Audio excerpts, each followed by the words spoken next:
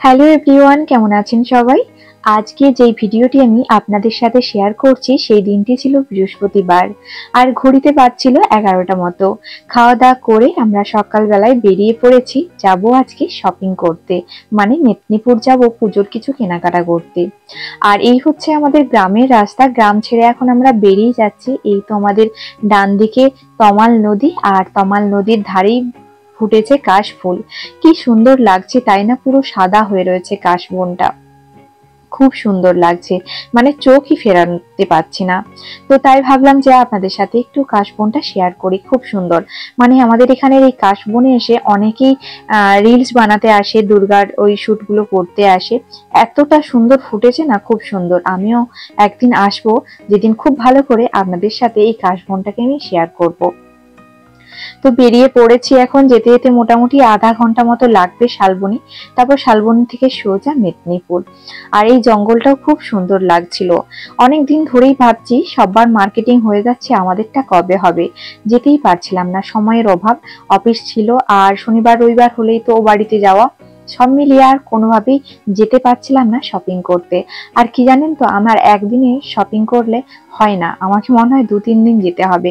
ওই টুকটুক করে কিনবো, একদিনে সবকিছু কিনে নিলে মনে হয় যেন কেনাটা কমপ্লিটই হলো না।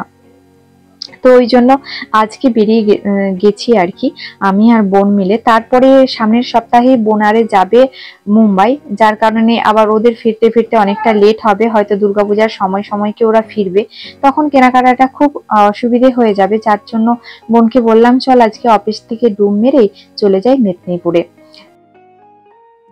আমরা এখন পৌঁছে গেছি শালবনী বাস স্টপেজে, আর আমি বোন অপেক্ষা করছি এখন বাসের জন্য। তো বাস চলে এসেছে, আর আমরা বাসে চেপেও গিয়েছি, অনেকখানি পথই চলে এসেছি।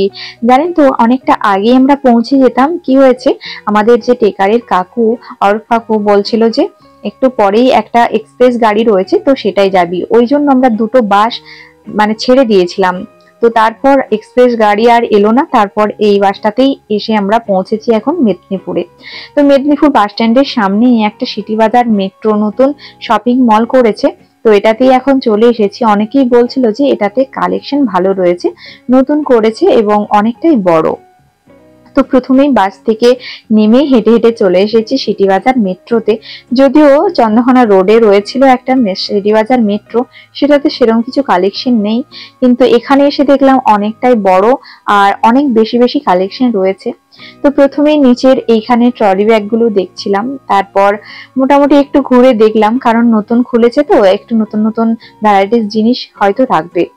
আর এখানে দেখলাম কালেকশনও প্রচুর রয়েছে, ছেলেদের ড্রেস থেকে শুরু করে একদম সমস্ত কিছুই জিনিসই সুন্দর রয়েছে, মানে অনেক বেশি রয়েছে। এবং এখানে যে সাজানো গোছানো ব্যাপারটা আমার বেশ ভালো লেগেছে। তো নিচের সেকশনটাই ঘুরে আমরা দোতলাতে চলে এসেছি, আর এখানে দোতলাতে রয়েছে বাচ্চাদের সেকশন, রয়েছে বড়দের সেকশন, মানে সবকিছুই রয়েছে এখানে। তো প্রথমে এসে দেখছিলাম চিনির জন্য ড্রেস। তো চিনির জন্য ওর দিদুন, ওর মাসিমণি ওকে জামা দেবে, তো যার কারণে এখান থেকে দেখছিলাম। আর খুব সুন্দর সুন্দর কালেকশন রয়েছে, তো কোনটা কিনবো কোনটা বুঝে উঠতে পারছিলাম না।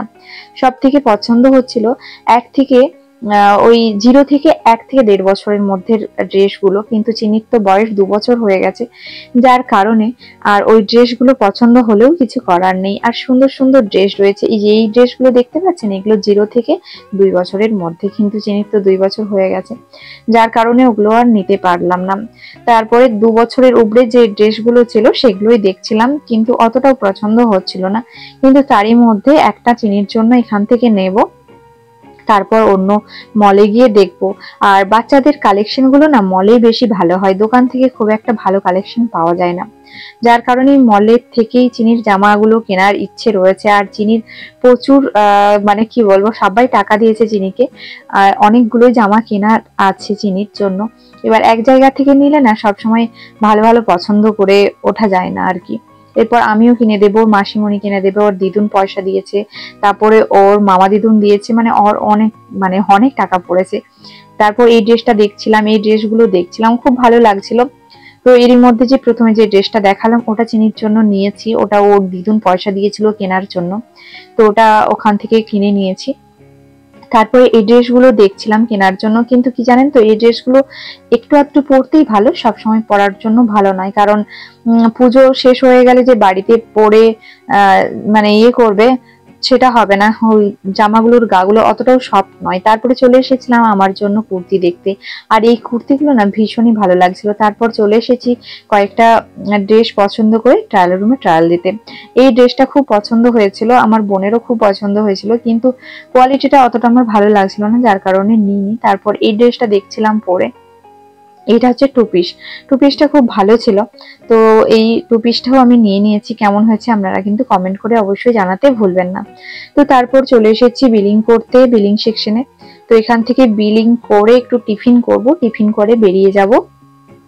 তো আমাদের এখান থেকে কেনাকাটা কমপ্লিট করে বেরিয়ে টিফিন করেছি, টিফিন করে চলে এসেছি আদি মোহিনীমোহন কাঞ্জিলাল। আমাদের মেদিনীপুরে যে আদি মোহিনীমোহনটা করেছে, এখানে এসেছিলাম বোনের জন্য একটি শাড়ি কিনতে। তো সেখানে এসে দেখলাম যে সেরম বেশি কালেকশন নেই। তো আমরা যেরম দেখতে চাইছিলাম ওনারা একদমই বের করলেন না, এবং ওনাদের ব্যবহারটাও আমার খুব একটা ভালো লাগেনি। কারণ আমরা যাওয়ার পরে আমরা যেই রেঞ্জের মধ্যে বলছিলাম ওনারা বের করছিল না। তো তারপর এখান থেকে বেরিয়ে চলে এসেছি মেট্রো বাজারে, এখানে চিনির জন্য একটা ড্রেস নেব। তো তাই চলে এলাম মেট্রো বাজারে। আর মেট্রো বাজার থেকে আমরা সবসময় কেনাকাটা করি, মানে এখান থেকে বাচ্চাদের ড্রেস আগেও চিনির জন্য নিয়ে গেছি, তারপর আমরাও অনেক কিছুই জিনিস কেনাকাটা করেছি। তো এখান থেকেই চিনির জন্য দেখছিলাম ড্রেস, মানে ওর মাসিমণি যে ড্রেসটা কিনে দেবে মেট্রো বাজার থেকেই কিনে দেবে।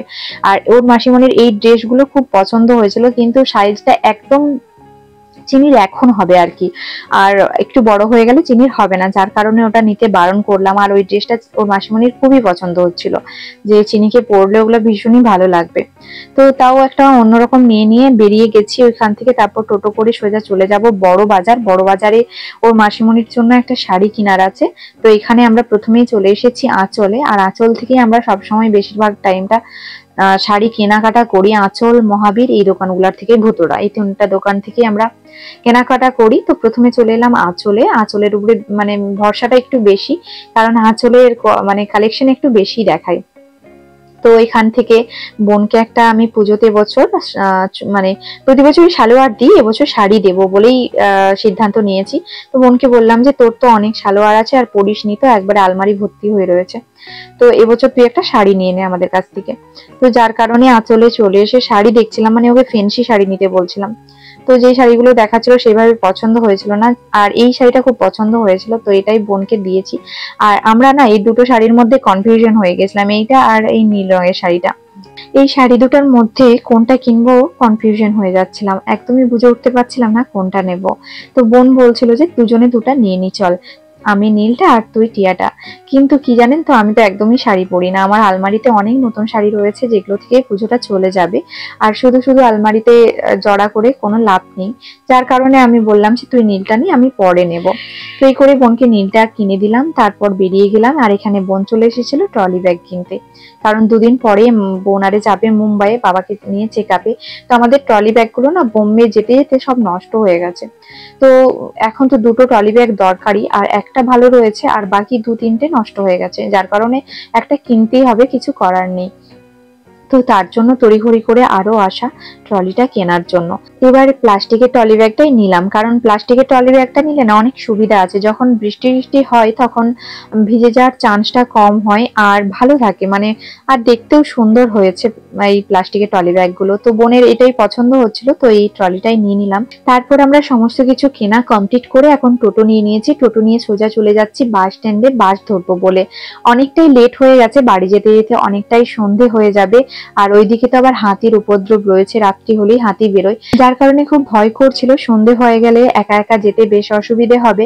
এখান থেকে অনেকগুলো গাছের চারা কেনার ছিল, আজকে ভেবেছিলাম যে গাঁদা গাছ, অনেক ফুল গাছের চারা নিয়ে যাব, আর এই টাইমটায় যদি লাগিয়ে দিই না খুব তাড়াতাড়ি আমরা ফুল পেয়ে যাব। কিন্তু মনে হচ্ছে যে আজকে আর ফুল গাছের চারা কিনতে পারবো না, কারণ অনেকটা দেরি হয়ে গেছে, আর এখন বাস ধরতে না পারলে আরো সন্ধে হয়ে যাবে, আর দুজনের একা একা যেতে খুব অসুবিধে হয়ে যাবে।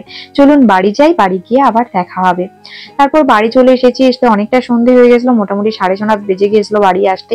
এসেই যে চিনি ফ্রেশ ট্রেশ হয়ে চিনিকে ড্রেসগুলো পরিয়ে ট্রায়াল দিচ্ছিলাম যে ড্রেসগুলোর কেমন হয়েছে। আর এই ড্রেসটা আমার বোন ওকে দিয়েছে, এটা আপনাদের সাথে শেয়ার করা হয়নি। তো এই যে ড্রেস পরে খুব খুশি, মাথায় টুপি পরে এখন নাচানাচি করছে। যাই হোক, আজকের ভিডিওটা কিন্তু আর বড় করব না। আর আজকের ভিডিওটি আপনাদের কেমন লাগলো অবশ্যই কিন্তু কমেন্ট করে জানাতে ভুলবেন না। ভালো লাগলে একটা লাইক দিয়ে দেবেন, আর নতুন বন্ধুরা অবশ্যই চ্যানেলটিকে সাবস্ক্রাইব করে পাশে থাকবেন।